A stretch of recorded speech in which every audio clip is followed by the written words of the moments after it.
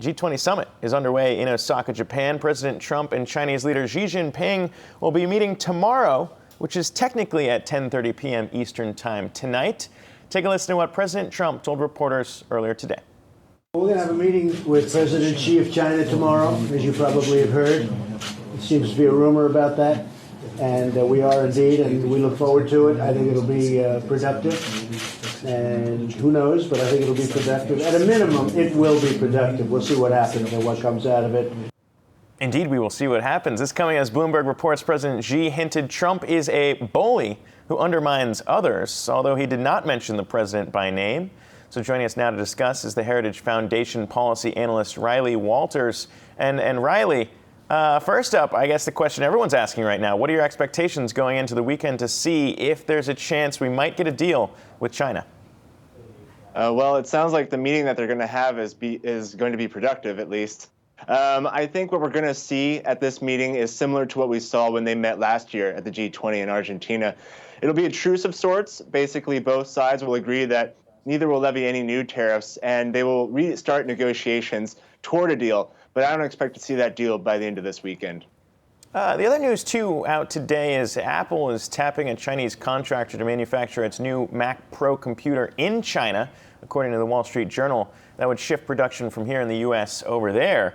And, of course, President Trump has recently spoken out on Apple and other companies who are making similar moves. So how much of that do you think adds fuel to the fire going into this weekend? Well, as we've seen over the last couple of years, as trade between the United States and China becomes more expensive, it's costly to have an increase of volume of trade between the two. So what companies are adopting are a made in China for China policy, just like they're adapting a made in the U.S. for the U.S. or made in Mexico for the U.S. policy. So what you are seeing some division between the two economies when it comes to trade, but for companies' sake, this is more about just reducing the volume, localizing supply chains, and reducing some of the cost to them in production. Hi, Riley. Emily here. I just want to ask, since the Wall Street Journal is reporting that Xi Jinping will be coming to the table with some points that he wants the U.S. side to address, what do you think are the sticking points right now, and what is it going to take to actually see meaningful progress on the table here? Well, one of the impediments to getting a deal done is really what the United States decides with the tariffs, whether they decide to remove all of the tariffs that are on $250 billion worth of goods, of Chinese goods that Americans buy, or whether it's a reduction. So maybe removing tariffs on just $200 billion worth, but not $50 billion worth. And so this is becoming a sticking point. I'm sure it's something that they'll try and figure out over the weekend. Whether they'll actually figure it out or not, we'll see.